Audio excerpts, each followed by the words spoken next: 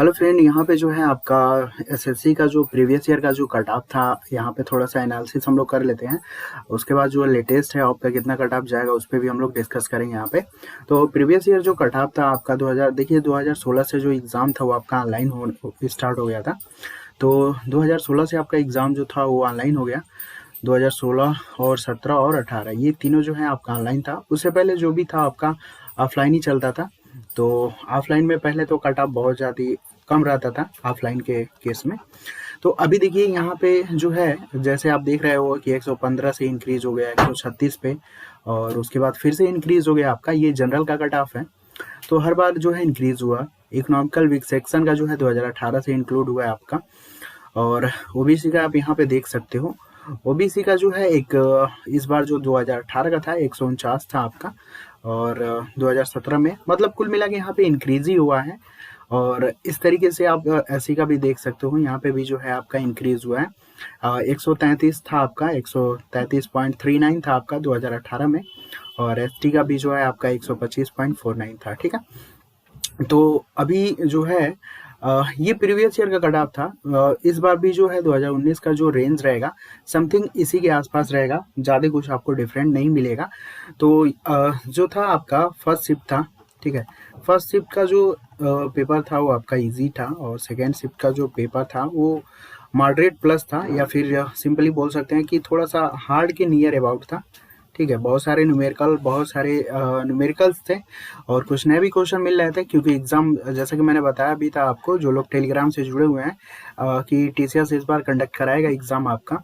तो इस बार भी बहुत सारे जो पॉइंट्स थे, मतलब बहुत सारी चीज़ें अलग की गई हैं फिर भी टीसीएस के द्वारा। आने वाले टाइम में भी जो है कुछ ना कुछ लेवल इंक्रीज ही होगा। तो ये प्रीवियस ईयर का कट ऑफ था। अभी आगे हम लोग जो है अभी देख लेते हैं। अभी पहले पेपर देख लेते हैं, पेपर में क्या क्या था। उसके बाद जो है हम लोग एनालिसिस कर लेंगे फाइनल 2019 का कितना जा सकता है आपका। ठीक है, तो ये प्रीवियस ईयर का डाटा था, इसी के समथिंग साथ पास होगा, कुछ ज़्यादा डिफरेंस नहीं होगा। तो देखिए यहाँ पे जो पेपर था आपका, पेपर फर्स्ट अभी तो आपका कंडक्ट हो गया है। इसमें ज़्यादातर जो था आपका पावर प्लांट, यानी बोल सकते हैं सिंपली पावर सिस्टम से ज़्यादा क्वेश्चन आपका यहाँ पे देखने को मिला है।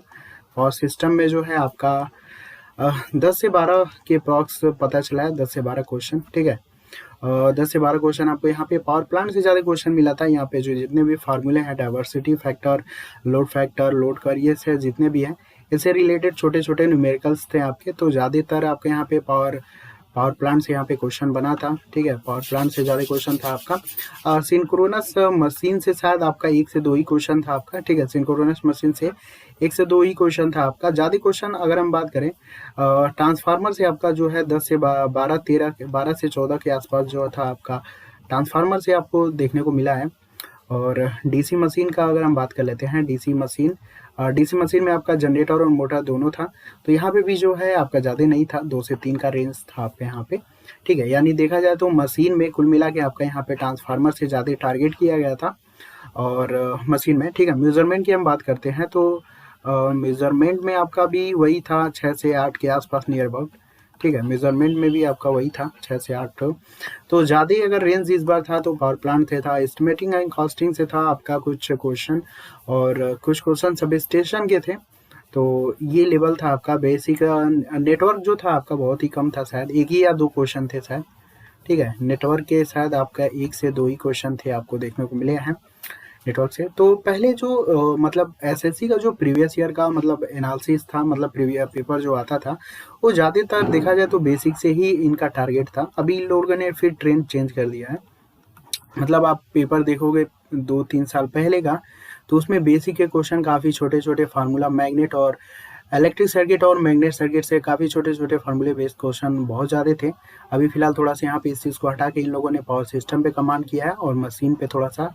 ठीक है, तो ये पेपर जैसा कि आपको पता ही है टीसीएस ही करा रही है। तो आने वाले टाइम में देखिए यहाँ पे पेपर का पैटर्न जो था, मतलब है कहीं ना कहीं बार बार चेंज हो रहा है। मीन्स हम लोग एक टॉपिक को नहीं कंसीडर कर सकते हैं कि इसी टॉपिक को इम्प्रूव करना है। हमें जितने भी टॉपिक हैं सबको अच्छे से क्लियर करना होगा, क्योंकि टीसीएस जो है आप देख ही रहे हो, पहले यहाँ पे एसएससी का जो ट्रेंड था बेसिक उसी से ज़्यादा क्वेश्चन बनता था। अभी इन लोगों ने ट्रेंड को चेंज करके पावर सिस्टम इंक्लूड कर दिया है। और आने वाले टाइम में देखो पावर सिस्टम एक ऐसा टॉपिक है, मेरे अकॉर्डिंग पावर सिस्टम एक ऐसा टॉपिक है कि यहाँ से कोई भी एग्ज़ाम जो है, यहाँ से बहुत नंबर ऑफ क्वेश्चन काफ़ी ज़्यादा यहाँ से बनाए जा सकते हैं as compared to other topic, ठीक है। बेसिक क्वेश्चन से क्या है, सिंपली फार्मूला है तो फार्मूला बेस से ही ज़्यादा क्वेश्चन आप नहीं घुमा सकते हो, लेकिन पावर सिस्टम में बहुत ज़्यादा क्वेश्चन, नए नए क्वेश्चन बन सकते हैं और बहुत इजी क्वेश्चन बन सकते हैं जो मोस्टली कैंडिडेट गलती कर सकते हैं। मीन्स क्या बोलते हैं, डाटाबेस भी क्वेश्चन आप यहाँ से बन सकता है। तो पावर सिस्टम देखो आने वाले टाइम में भी जो है टीसीएस, बहुत सारे एक ही दो कंपनी है, आई थिंक्स एक ही दो कंपनी है जो पूरा आपका पूरे इंडिया में यही एग्ज़ाम जो है कंडक्ट करा रही है, एक से एक, मतलब एक या दो ही कंपनी है। तो आई थिंक पावर सिस्टम जो है, पावर सिस्टम से बहुत ज़्यादा क्वेश्चन जो है कभी भी बन सकता है, इस चीज़ को ध्यान दीजिएगा, ठीक है। पावर सिस्टम से क्वेश्चन, नंबर ऑफ जो क्वेश्चन है कभी भी ज़्यादा बनाया जा सकता है आपका। तो ये रेंज था आपका। रीजनिंग में था, रीजनिंग तो बहुत सारा मतलब क्वेश्चन अटेंड किए जा सकते थे, लेकिन टाइम कंज्यूमिंग था, तो ये चीज़ है। करेंट अफेयर जो था आपका, सुनने में आ रहा है कि मार्च 2020 मार्च और 2 अक्टूबर आपका, 2019 से अक्टूबर, नवंबर, दिसंबर, जनवरी, फरवरी, मार्च, कुछ इस रेंज का था आपका, 4 से 5 मंथ का रेंज था आपका ये। तो ये था आपका रेंज। करेंट अफेयर आपके वही 10 से 15 के नियर अबाउट थे आपके करेंट अफेयर के क्वेश्चन जो थे, 10 से 15 के बीच ही थे, और बाकी फिजिक्स, केमिस्ट्री और बायो मिला के जो टोटल था 15 के नियर अबाउट था। बाकी आपका मॉडर्न हिस्ट्री से क्वेश्चन थे आपके, ठीक है, मॉडर्न हिस्ट्री से आपका क्वेश्चन था। तो नेटवर्क में जो था बेसिक से इस बार कम जो है, आप देख भी रहे होगे, यहाँ से 12 और यहाँ से 12, 12, 24, यानी नियर अबाउट अगर दोनों मिला दिया जाए तो 30-35 नियर अबाउट यहाँ से क्वेश्चन थे आपके। और बाकी सभी कुछ कैलकुलेशन बेस्ड क्वेश्चन थे। तो अगर एक हायर रेंज देखा जाए तो मशीन के काफ़ी ट्रांसफार्मर का पोर्शन ज़्यादा था और सिस्टम का पोर्शन ज़्यादा था। तो ये मेजर टॉपिक थे टीसीएस में। तो ये पेपर का एनालिसिस था। चलिए इस बार जो है कट ऑफ का थोड़ा सा हम लोग आइडिया ले लेते हैं। तो यहाँ पे आप एक रेंज देख सकते हैं। वैसे तो यहाँ पे नॉर्मलाइजेशन होगा, कंफर्म है कि यहाँ पे नॉर्मलाइजेशन होगा आपका, क्योंकि जो फर्स्ट शिफ्ट था उसमें जो था पेपर आपका इजी था। सेकंड शिफ्ट में जो है मॉडरेट प्लस था, या सिर्फ हम बोल सकते हैं कि हार्ड के लेवल, मतलब हार्ड के टच में था आपका, ठीक है। कल का भी जो था आपका इजी टू मॉडरेट था, तो नॉर्मलाइजेशन तो कंफर्म है कि यहाँ पे होगा। और सेकंड थिंग यहाँ पे जो है अभी बिहार वाले में क्या है कि बिहार का जो है आपका, बिहार में अभी जो है कंडक्ट नहीं हुआ है, दिसंबर में होगा। तो मे बी क्या होगा उन लोगों, मतलब बिहार वाले कैंडिडेट के लिए कंफर्म है कि जो पेपर का लेवल होगा वो आपका कंफर्म है कि हार्ड ही होगा, हार्ड या हार्ड प्लस ही जाएगा, कंफर्म है। बिकॉज क्योंकि अभी तक का रिकॉर्ड रहा है कि जिनका भी एग्ज़ाम अगर पहले पढ़ता है और जिनका बाद में पढ़ता है ना, तो जिनका पहले मतलब एग्ज़ाम होता है उनका इजी टू मॉडरेट रहता है आपका, और जिनका बाद में होता है उनका कंफर्म है कि हार्ड ही होता है। तो कंफर्म है कि कुछ सरप्राइज टॉपिक या फिर सरप्राइज क्वेश्चन कंफर्म है मिलेंगे, ऐसा नहीं है, क्योंकि उनको भी जो है 40 दिन शायद एक्स्ट्रा मिला है, 40 से ऊपर ही होगा, ठीक है। तो कंफर्म है कि उनका जो लेवल होगा पेपर का हार्ड या हार्ड प्लस ही होगा। अब देखने वाली बात यह है कि जो रिस्पॉन्स शीट है या फिर जो आपका आंसर की है, ये कब आता है आपका, ठीक है, बिहार का एग्ज़ाम हो जाने के बाद आता है या फिर रिलीज़ कर देते हैं ये लोग। अब देखिए इसका कंफर्म आइडिया तो नहीं है फिलहाल, लेकिन जहाँ तक एक्सपीरियंस के थ्रू बता सकता हूँ कि बिहार का एग्ज़ाम हो जाने के बाद ही जो है मिक्स होके आएगा, बिकॉज क्योंकि रिजल्ट तो एक ही साथ देना है ना, अलग अलग तो देना नहीं है इनको। तो ये देखिए कट ऑफ का रेंज है आपका, जनरल का 100 कंफर्म है कि 156 होगा।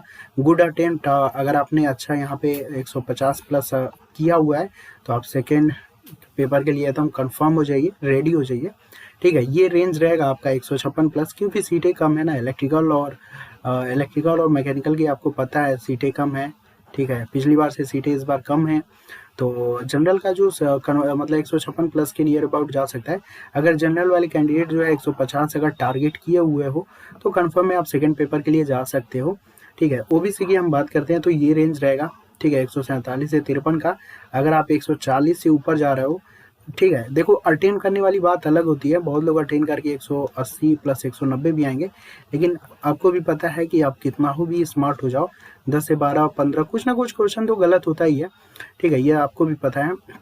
तो 140 प्लस अगर हो तो कंफर्म है कि आपका 8% चांसेस रहेगा सेकंड पेपर के लिए। तो 140 से ऊपर हो तो आप मतलब मेंटेन किए रहो, बने रहो सेकंड पेपर के लिए, तो ये रेंज आपका जा सकता है। बाकी कैटेगरी का आप यहाँ पे आप देख सकते हो, ठीक है। तो गुड अटेम्प्ट आपका ये था, ठीक है। अगर आपने 150 किया जनरल वाले तो गुड अटेम्प्ट है, ओबीसी के लिए 140 प्लस गुड अटेम्प्ट है। तो ये है, नॉर्मलाइजेशन होगा, कंफर्म है, ठीक है। सारा चीज़ लेके बता रहा हूँ ये, ठीक है। नॉर्मलाइजेशन के बाद ही होगा, क्योंकि नंबर ऑफ सीटें कम है, ऑल इंडिया है, आपको भी पता है। और बिहार वाले कैंडिडेट के लिए यहाँ पे जो है पेपर का लेवल हार्ड ही होगा, ठीक है। तो जैसा भी होगा देखिएगा, आपने कितना अटेंड किया, कितना स्कोर किया, आपके थ्रू क्या यहाँ पे जा सकता है, कमेंट जरूर करिएगा, जिससे और सटीक भी आइडिया लग पाएगा, ठीक है। तो चलिए नेक्स्ट टाइम मिलते हैं हम लोग, ठीक है। Thanks for watching.